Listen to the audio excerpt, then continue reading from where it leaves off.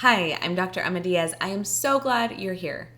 I'm a licensed clinical psychologist who specializes in treating PTSD and other trauma-related disorders. I have been thinking recently about why I started this channel, and I wanted to share with y'all the main reasons that I started it. So the first reason is there are a lot of people who think they might need trauma therapy, but they're not quite sure what trauma therapy is. They're not quite sure who trauma therapists are. They think that we are all old men or dragons disguised as therapists who are going to be either really mean and cruel, or we're going to be like overly fluffy, asking about your feelings every 30 seconds and not actually helping you get anywhere. Most of the time, we're somewhere in the middle. We are oftentimes friendly. We like working with people. We love the work that we do. We're passionate about it and we want to see people heal. And to do that, we have to challenge people to do things that don't come naturally or might feel really hard or uncomfortable at times. This channel is for folks who are thinking about trauma therapy but are just really unsure if it's going to help, if they could actually even relate to a therapist that doesn't have their same experience. To hear from someone that does this every day, what kinds of things we talk about, what you might get out of trauma therapy, and what this process might look like. If even one person goes to therapy because of my videos, I will consider that a huge success. The other reason I created this channel is because there are a lot of people who don't want to do therapy. Maybe they can't afford it right now, or maybe they just don't want to do it. They feel like it's not a good fit and they're not interested. And so they feel like they are going to have to struggle their entire life. There is a huge gray area between trauma therapy and doing nothing. And folks can do a lot of things in the middle that can help you feel better, can help reduce some of your symptoms, can help you be more functional, can help you live a better life, a more valuable life, a life that feels more full. And it doesn't have to include therapy. It can. Therapy is very, very effective for PTSD and other trauma-related disorders. But if you don't want to do trauma therapy, but you want to do something, this is a place where you can learn about some of the things that might be able to help you. I really hope that folks understand that even if they never ever want to step foot in a therapist's office, their life can be better if they do certain things that can help them get there. And my goal is for you to hear this information from someone who has a higher education degree. I have a doctorate in psychology. That means that I went through a lot of years of school to learn the things that I learned. From someone who works with folks every day, so I see firsthand how this impacts people and what their life is like because of trauma. And who has looked at and continues to look at the research and clinical data. There is so much power to connecting with other trauma survivors, sharing your stories, understanding other people's stories. That is so important for healing. And yet, for a lot of folks, we need connection to other people, but we also need to try things that are rooted in science and research that over the years, folks have really found work to help you. There are a million people you could get advice from on the internet, and I want you to be getting advice based on research, based on clinical data, based on what professionals who do this in the field see every single day. This is not therapy. This isn't clinical advice based on what you should do. This is really a place for you to get education and information about PTSD, trauma-related disorders, and what treatment might look like, or different things that might help you. Today, we're going to be talking a little bit about what PTSD is. PTSD is a term that gets thrown around all the time of, I had this trauma, so that means I have PTSD. So many people experience a trauma. Over 70% of people in the US alone experience a trauma. And about less than 3% of those people develop PTSD. It's important to realize that just because you have trauma doesn't mean that you're going to develop a clinical diagnosis based on that trauma. And if you do develop a diagnosis, it isn't always going to be PTSD. PTSD is the one that is so often linked with trauma but folks who have trauma can have so many different diagnoses. Things like depression, anxiety disorder, panic disorder, agoraphobia, OCD, and so many other things that can develop. Sometimes folks can also have symptoms without having a specific diagnosis. So today we're going to talk specifically about PTSD, but it's important to know that folks can have all sorts of reactions to trauma that can meet the threshold to qualify you for a diagnosis, but don't always have to qualify you for a diagnosis. When we're talking about PTSD, something that's really important to consider is that PTSD is a diagnosis in the Diagnostic and Statistical Manual. What this means is that a bunch of psychologists and professionals around the world have gathered together to say, we need to come up with a system to figure out who has a disorder and what symptoms they need to have in order to qualify for that diagnosis. Something that's really, really important when we think about PTSD is a lot of the research done on trauma has been done with military populations because the government has funded a lot of research because of combat-related and other military-related exposures. So it's important to know that when we think about PTSD as a diagnosis, it has been heavily influenced by the symptoms that we see a lot of service members and military members meet. Even though other people can qualify for a diagnosis of PTSD, you don't have to be a veteran or military member to have PTSD. And yet, it's important to remember because when we're coming up with this list of symptoms folks have to have in order to qualify for a diagnosis, it has just been heavily influenced by the military population. The first thing to know about PTSD is in order to have a diagnosis of PTSD, you have to have a Criterion A trauma. A Criterion A trauma is a specific type of trauma. It is a trauma that is life-threatening. Either your life was threatened, someone close to you's life was threatened, there was fear of death, injury, dismemberment, like serious bodily harm, sexual assault. And the last category that we think about with this is folks who are exposed to gruesome or exposed to these details because of their job.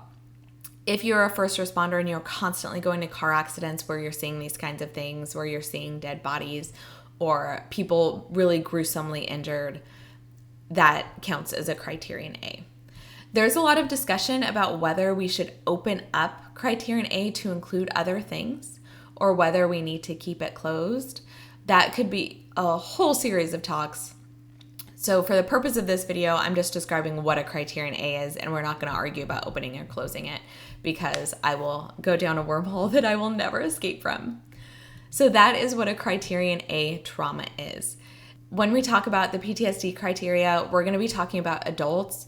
There are symptoms and different criteria for kids under 6, but since I primarily work with adults, that's really the population that we're going to be talking about. There are 4 main categories of symptoms: intrusions, avoidance, negative alterations in cognition and mood, which we're going to talk about, and changes in reactivity and arousal. When we think about intrusive symptoms, you have to have at least one intrusive symptom to qualify for a diagnosis of PTSD.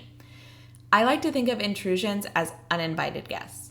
Have you ever been cooking dinner or doing something and suddenly you get a knock at your door that says, "Hey, we're here, let us in." You didn't ask them to come. You may not have even wanted them to come, but here they are. That is an intrusion. An intrusion is some kind of trauma-related memory, thought, feeling that comes in uninvited, unannounced, and disrupts your life. These can be times where you just find yourself thinking about the trauma. It can also be nightmares that you have at night that you don't want to have, but every night or often these traumatic themes or the trauma itself comes back to you when you're sleeping. It can also be really strong emotions or negative thoughts that come up as they relate to the trauma. So you're going through your life and then you have this trauma memory paired with this really strong, intense reaction to that memory that you don't want to be having. One of the other ways this can come up is flashbacks. Flashbacks are actually far less common than people think they are.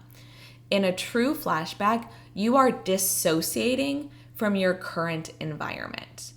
If you have a true flashback, you do not know what year it is. You do not know what time it is. You do not know where you're located. You are physically transported back to that memory for a brief period of time, and you feel like you are 100% back there. If someone were to talk to you during a flashback, you wouldn't be able to tell them what year it was. You wouldn't be able to tell them who the president was. You wouldn't be able to just shake it off. It is this true dissociation, disconnection from where you are. Most often when folks say they're experiencing flashbacks, what they're really experiencing are really intense images, memories, thoughts related to the trauma that are very distressing to them and really dysregulate them. Even though they're not transported back in time, they do really, really disrupt a person's life and day. So they are still very, very impairing. The second criterion is avoidance. In order to qualify for a diagnosis of PTSD, you have to have at least one symptom of avoidance. Avoidance follows two different tracks.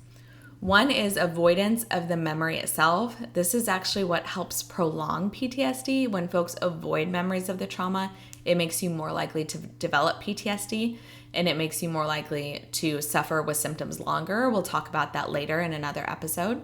But for now, what you need to know is avoidance is this idea that when a trauma memory comes up, when a reminder comes up, you immediately fly to do something else. You are checking your text messages. You are playing with your dog outside. You are running to the store out of nowhere. You are trying to get into a book, trying to change the TV station, whatever it is. As soon as the memory comes up, you feel an emotion and you try to get rid of it by distracting yourself in some way or doing something else. That is internal avoidance. When you are trying to avoid that internal image, memory, feeling that comes up as it relates to the trauma. There's also external avoidance. External avoidance is when someone avoids something in their external or outside environment because it reminds them of the trauma. For folks, there are certain smells, places, clothing, etc. that they avoid because it reminds them of the trauma. For instance, let's say someone was assaulted and the person that assaulted them was smoking weed. Anytime they smell cannabis, they get that sensation, and so they avoid any type of party, any kind of place where they would smell that. Maybe it's alcohol. The trauma is related to alcohol. Now even the smell of it on someone's breath triggers that, so they don't drink and they don't hang out with anyone that's drinking. If their friends go to hang out at a bar, they don't go to the bar. They don't hang out with them afterwards. They say, "I'll see you at the park tomorrow," when there's no alcohol involved. It could also be clothing, certain fabric, certain scents, any type of sensory stimulation. It could be certain types of movies that remind you of the trauma. Maybe you have a military related trauma and now you just can't do military movies because they transport you back there. I've had folks who don't drive down certain roads, or they drive a specific way to avoid this thing, even though it takes them an extra 30 minutes every day in their commute, because every time they drive past that thing, it reminds them of the trauma and they don't want to go back there. So it can be internal avoidance, which is avoidance of the memory, or it can be external avoidance, which is avoiding things in your outside world that remind you of the memory. You need to have at least one of those to qualify for a diagnosis of PTSD. The third symptom is negative alterations in cognition and mood, and boy, is that a mouthful. No one could possibly know what that means. It is such a confusing way to talk about this. What it means is that because of the trauma, this person thinks or feels differently than they used to think or feel. The way they view the world has changed. The way they view themselves or other people has changed. The types of feelings that are common in their life have changed. There are a ton of different ways that this shows up for folks. It might be that their view of the world has changed. They used to view the world as mostly good, mostly okay, but now they view the world as awful and evil, and other people are so untrustworthy. You just can't put your trust in anyone nowadays. It can also be self-blame. They feel guilty about the trauma. They feel like they should have done something to prevent it. They should have done something to stop it, even if there was nothing that they could have done to change it. Sometimes folks will forget important parts of the memory. This isn't so much forgetting because likely the memory was never stored in the first place, so there are just bits and pieces missing. This isn't slowly forgetting things over time. It's normal to have bits and pieces of memories slowly fade over time. This can even happen with traumatic memories, although those ones are often more ingrained in your brain.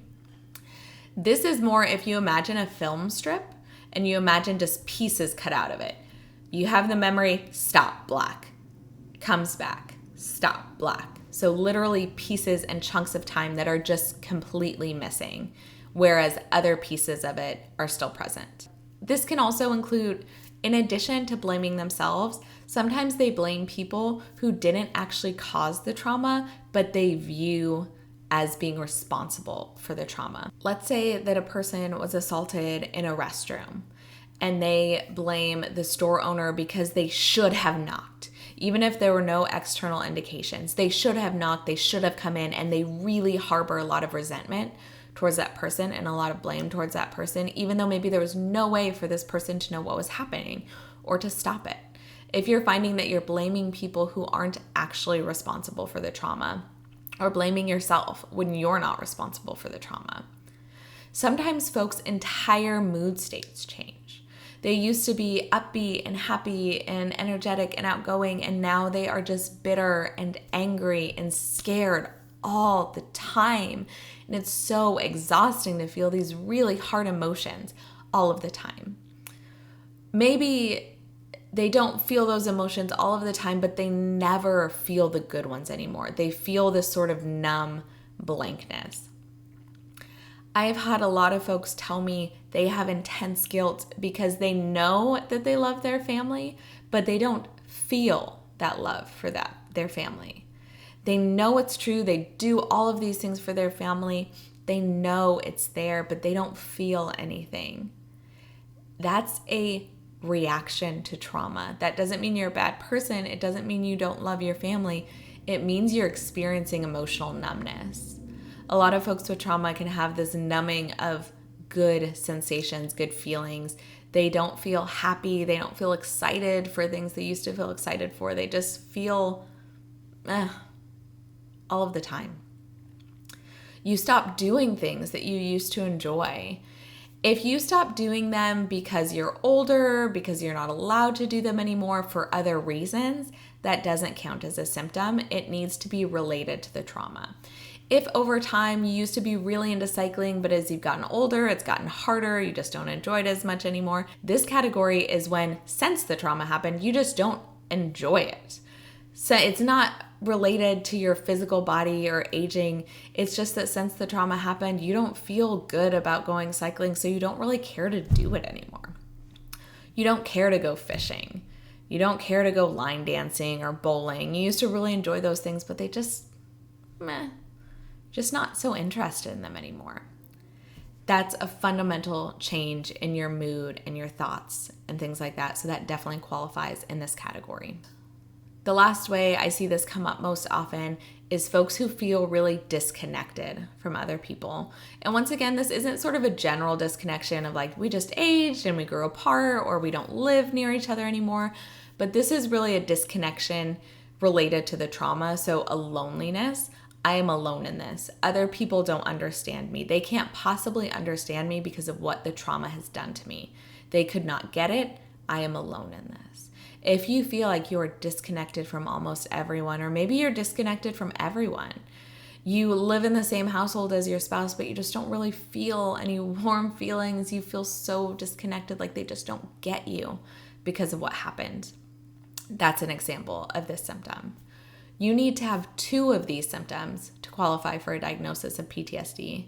Most people I meet with who qualify for a diagnosis have several of these symptoms, not just 2.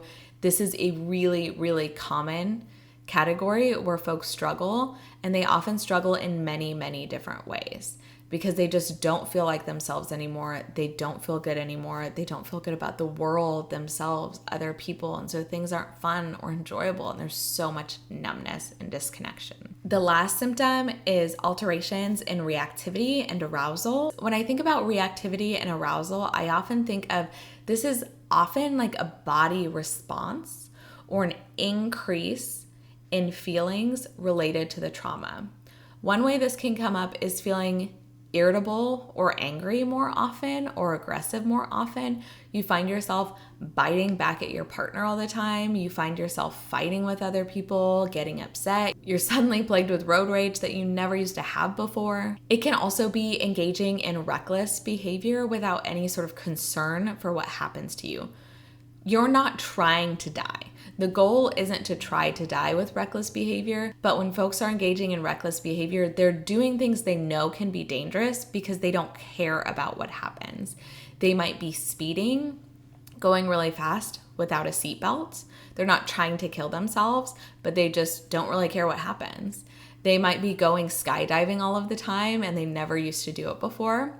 They might be engaging in a lot of unsafe sex, where they're not protecting themselves from STIs or pregnancy or things like that. They might be drinking constantly around people that they don't trust or don't know and getting so blacked out that they're not able to get themselves home safely or do things like that. So engaging in behaviors that could really, really have a negative impact on you without any concern about the impact it's gonna have. Hypervigilance is a huge one. Hypervigilance is when you're constantly scanning for danger.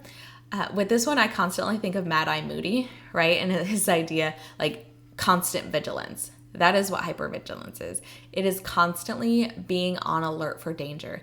It is checking your locks 4 times at night to make sure no one could get in.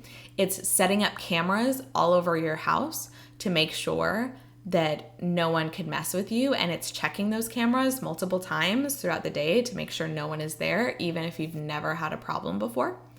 It's circling your car multiple times before you get in just to make sure that no one has messed with it. It's sitting in certain parts of restaurants or other activities or things like that so that you can keep an eye on the exits and constantly being alert to who's coming in and what they look like. Hypervigilance is a hard one with service members because a lot of folks in military service have been taught to be on guard and taught to be alert. So this is a part of training and it's a PTSD symptoms, which can make it hard to tell whether it's more related to training or whether it's more related to PTSD. It can be helpful to identify if this has increased since the trauma. Also, are they reacting more intensely than other people would in a similar situation? If someone comes in a huge puffed out trench coat in the middle of summer, every single person in that restaurant should be alert and on guard. That is not a symptom of PTSD. If someone is coming in weather appropriate clothing and there's nothing suspicious about them, but you're just watching every single person that enters, that is a symptom of hypervigilance. Sometimes folks won't know if they're hypervigilant, so I'll often ask them, does your partner do that? Is this something that your partner does? Are they looking at the cameras as much as you are? Are they, scanning for danger as much as you are? Is this something that they've commented on or something that they see you do and they wait by the car going, okay, I'm ready to get in now? That can be a huge factor. If they're experiencing the same level of distress, it might be appropriate to the situation. If they also have trauma, then it still might be a symptom, right? But it can be important to look at the people around you and say, are the people around me acting as nervous as I am about this situation? This can also include exaggerated startle response. You hear a loud noise and you duck for cover, or you have a really intense reaction to it. I've had folks that duck for cover. I've had folks who hit people that startle them. Things like seeing someone out of the corner of your eyes and getting really startled, having a really intense physical response to that takes a long time to calm down, physically hurting other people. A lot of folks with this symptom will tell them that other people have commented on it. They've commented on like, can't sneak up on you or can't get too close to you.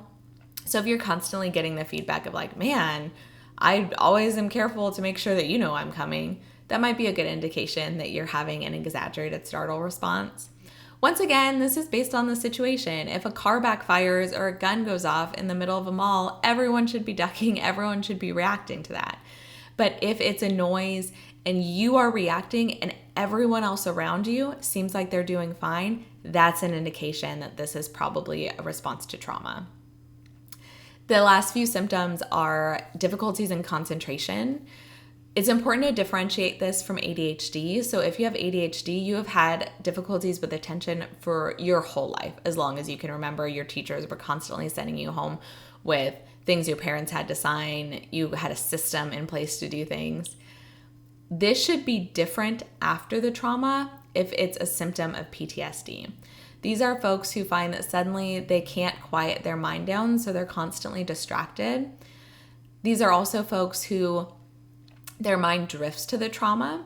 So they'll be in a conversation, they'll have a reminder, and suddenly they're not concentrating because they are thinking about this trauma that happened and they are stuck in that world and they're not in the real world anymore.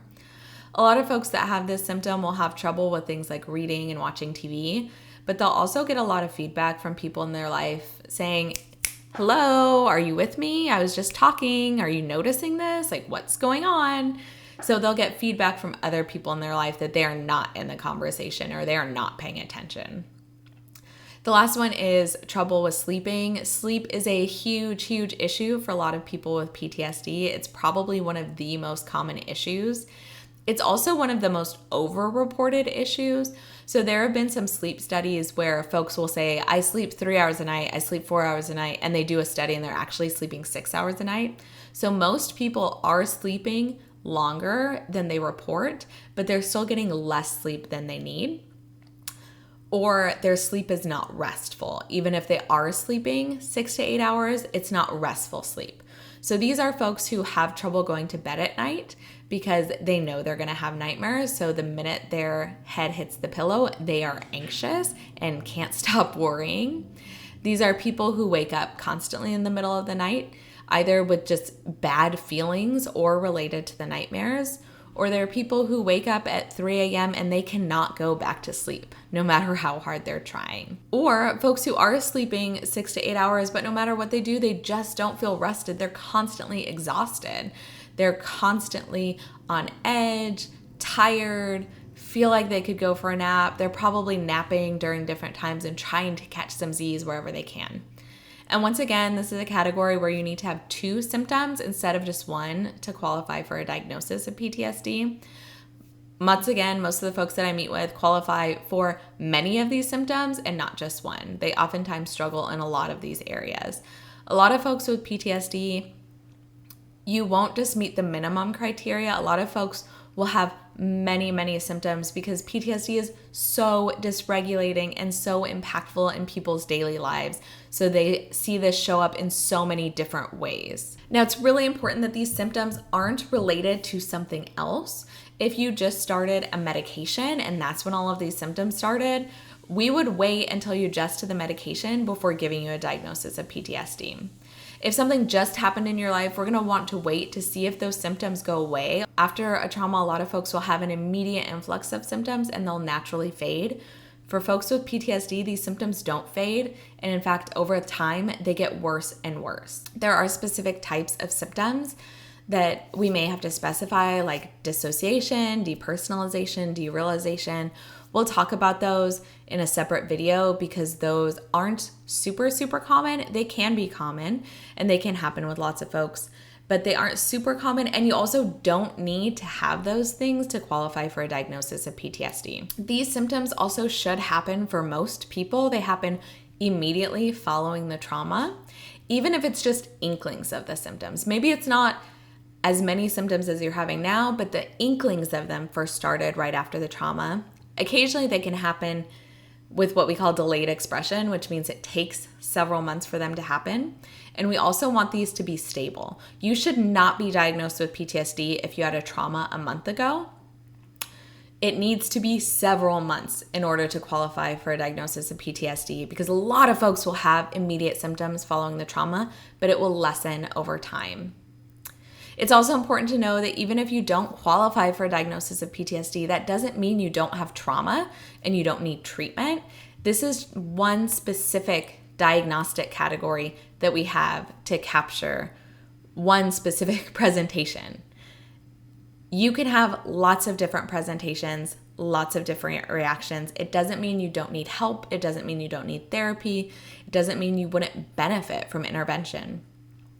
This is a video for folks who are wondering if they have PTSD, Do not diagnose yourself based on this video. You need a qualified professional because there are a lot of nuances to symptoms and how they present that we piece apart during an interview. So please don't diagnose yourself based on this video. This is information to let you know if you may have symptoms related to PTSD and if you would benefit from getting more in-depth observation, intervention, or assessment. So if you're noticing yourself having some of these symptoms, look up a trauma specialist in your area and make an appointment. They can further assess your symptoms to see if you meet diagnostic criteria. If you don't meet criteria for a diagnosis, it doesn't mean that your experiences aren't valid, that you're not experiencing trauma. Like I said, this is one specific way we capture this set of symptoms. I really, really hope this was helpful. If you knew about these symptoms, give a thumbs up. If you haven't, give a thumbs down. I'm really curious how many of you have heard about these specific symptoms before and have really heard how they impact you or what they look like in your daily life. I'll see you next time. Bye.